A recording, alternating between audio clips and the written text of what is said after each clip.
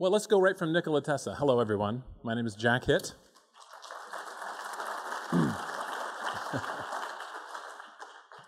So, I collect stories. There'll be no PowerPoint today. I'm just going to tell you a few stories.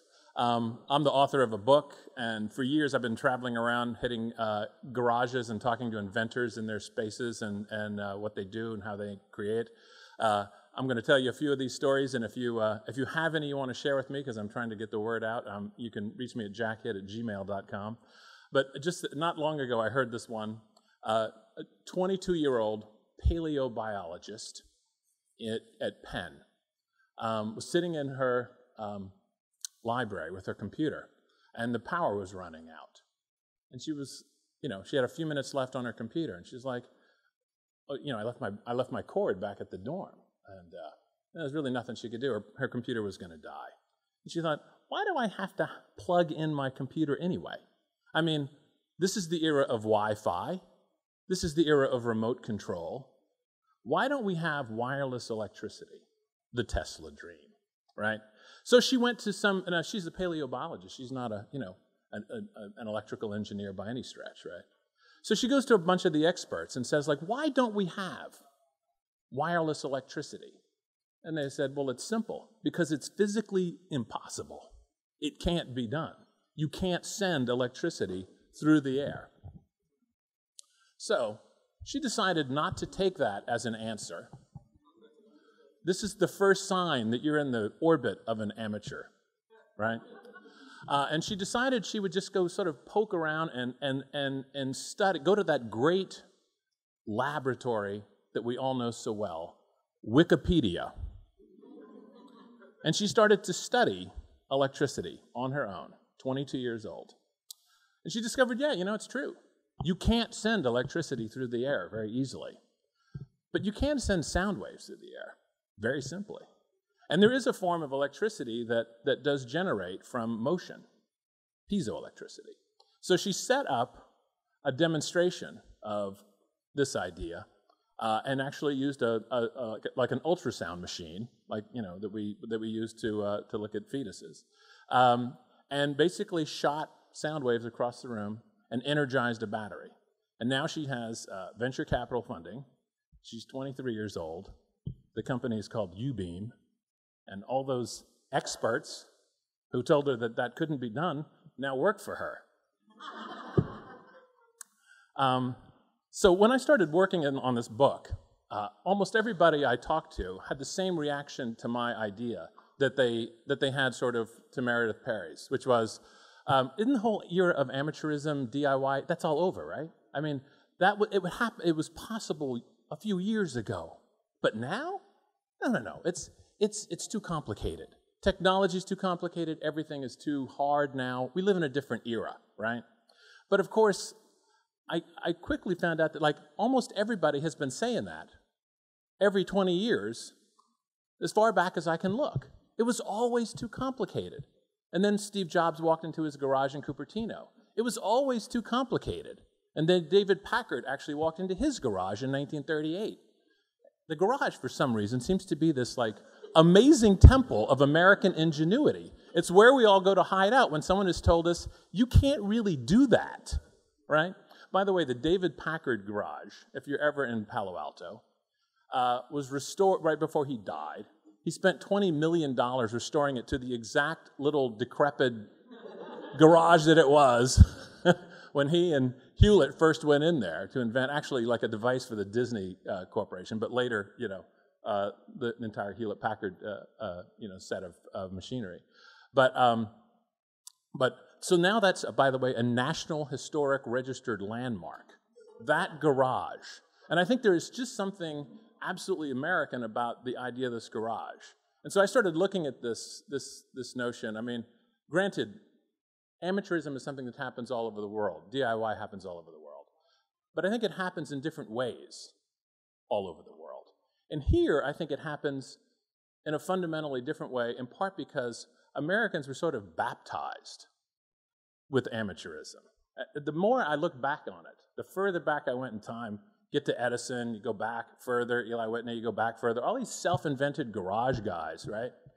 You go all the way back, and I thought, okay, can I find the moment when the idea of the American amateur was born? And I think I might have found it. So let me take you back. It's 1778. We're losing really badly. So the founding fathers decide to send Ben Franklin to Paris to get some money, because we need to hire some mercenaries, we need to get some guns, we need some help.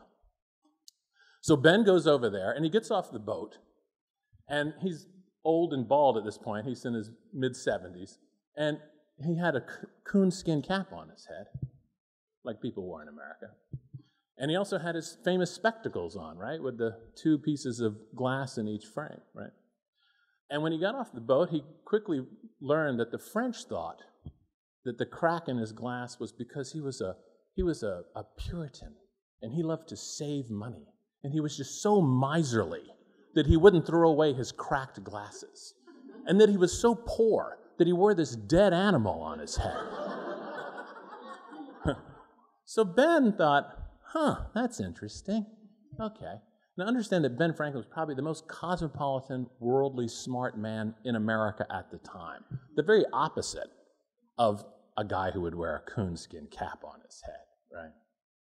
So he's like, he realizes that they are reacting to him differently when he has this garb on. Now I have to explain to you, at that point in time, it was a scientific fact that people in America were deficient, maybe mentally retarded, certainly smaller, weaker, dumber. This was a scientific, proven fact. The great theorist, the scientist who theorized about this, was a guy named Abbé Raynal. He argued that the hideous vapors and gases of our coastal swamps infected the human mind and actually took us out of sort of the Homo sapiens category and restored us to some kind of preliminary primate. I'm not making this up, right? They had these scientific theories about America that were just phenomenal. For example, they thought all of our animals were kind of weak and fell over, they were dumb. The theory about how a snake fed was this. A snake would simply lie on its back in the woods and unhinge its jaw and wait for one of our mentally challenged squirrels to fall in.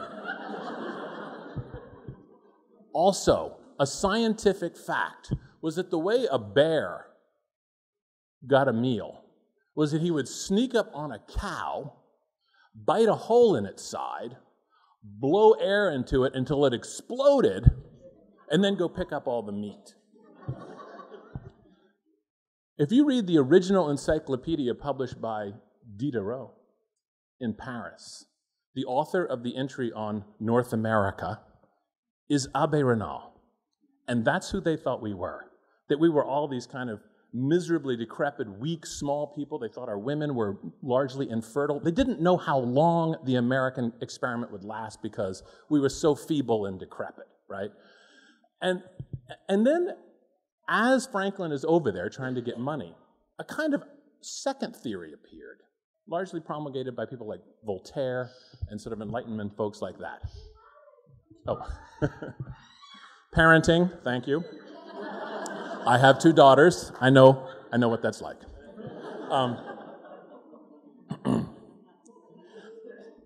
So Voltaire started promulgating this other theory, that actually there was something really beautiful about the American frontiers, these frontiersmen, these Davy Crockett's, these guys with the coonskin caps and these shredded vests and buskins for boots and that kind of stuff. That there was something like they stripped their humanity down to the very beginnings of what it was to be human and then built it all back up. They didn't have to work through like all these huge bureaucratic notions of like monarchy and the Catholic Church and these huge institutions. We were starting over anew. We were Adam and Eve. That's what Voltaire said. And what they saw when they saw that outfit was this kind of primal man, this amateur man, starting over, going from scratch. So, now if you know Ben Franklin's reputation, you know that he was widely regarded by the Founding Fathers as kind of a boozer and a womanizer, right? That was his reputation. It's not true, but it was widely perceived. And so the Founding Fathers wisely sent over John Adams to kind of just check in on Franklin, keep an eye on him, you know? He's hanging out with all those Parisian women. God knows where that's going to lead. So Adams gets over there, and I don't know if you know about John Adams, but he's a very bookish man, very proper man, you know, read his Latin every day, had a little scheduled study all the way until he died. He was, and whenever he got upset about anything, he would always write a little letter to Abigail, right? And so Adams gets over there, and Franklin, he just can't stand these busybody types like John Adams, so he won't even meet with him, right? And Adams keeps saying, like, but we got to get the money, we got to get the money. He says, I'm working on it. And Franklin was he was wandering around Paris with this crazy outfit on, going to these parties with the coonskin cap and the rugged boots and the whole thing, posing as this kind of frontiersman. And you have to understand, at this time,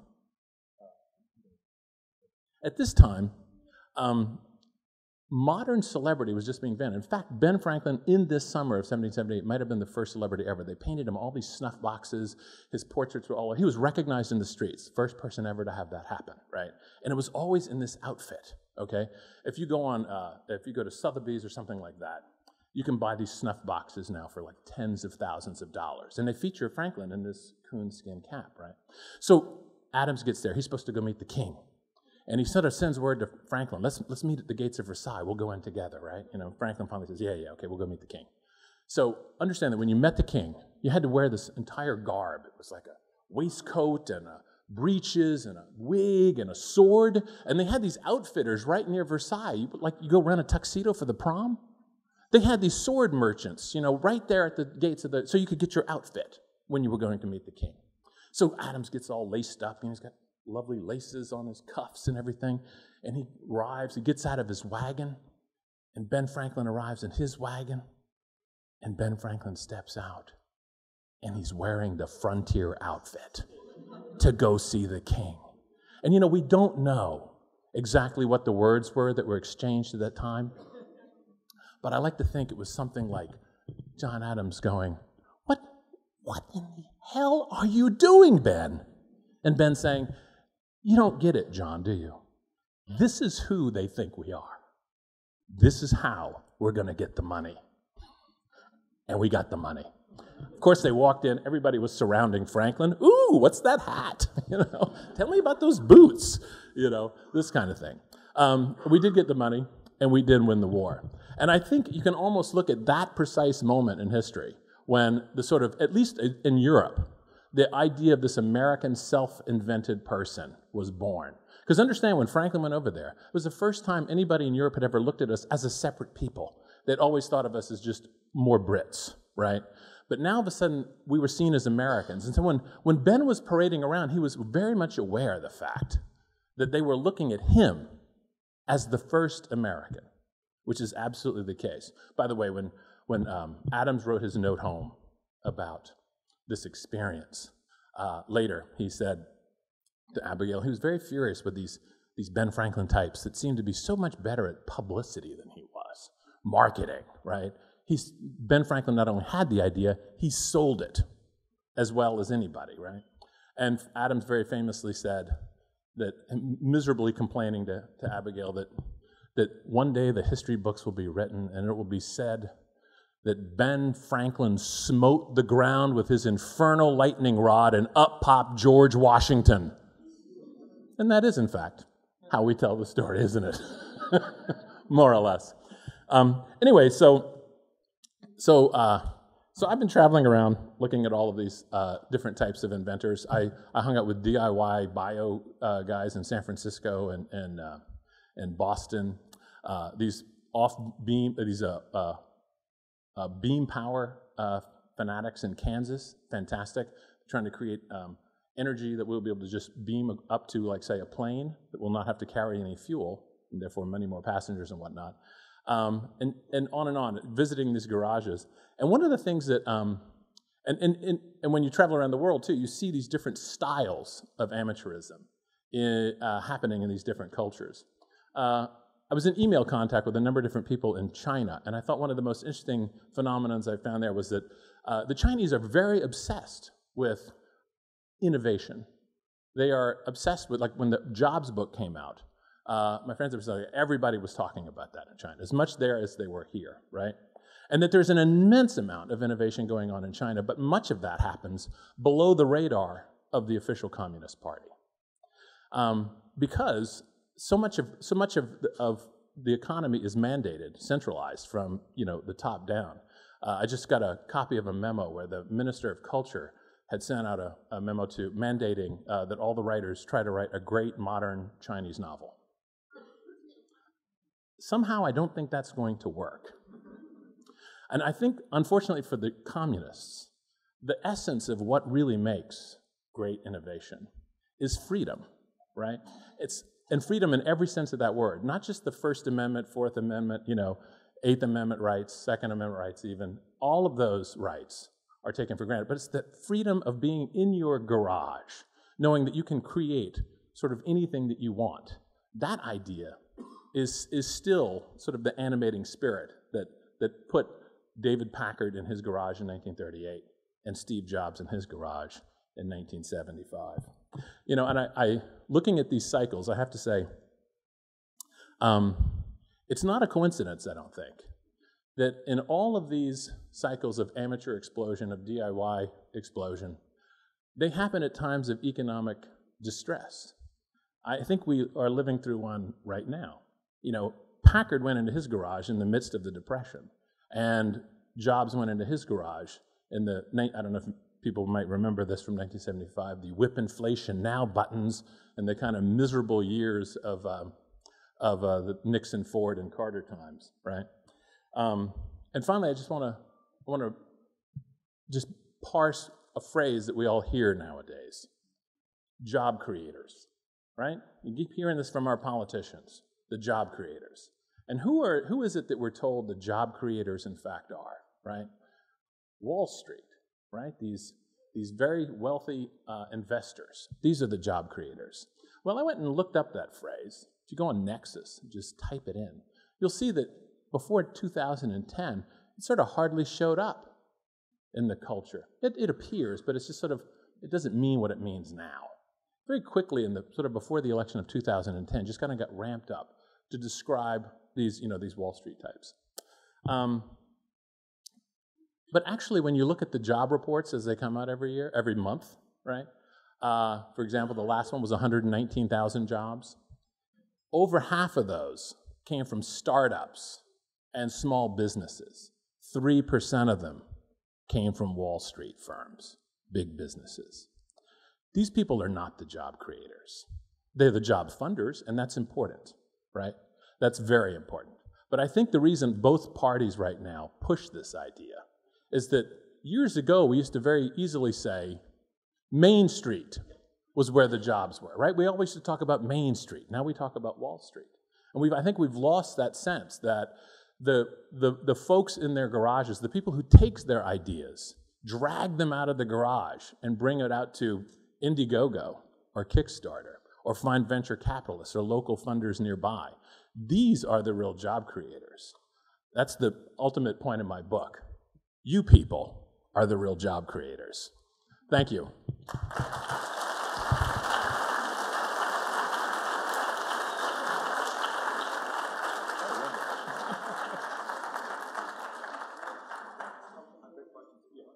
Yeah, would anyone like to ask a question? Yes.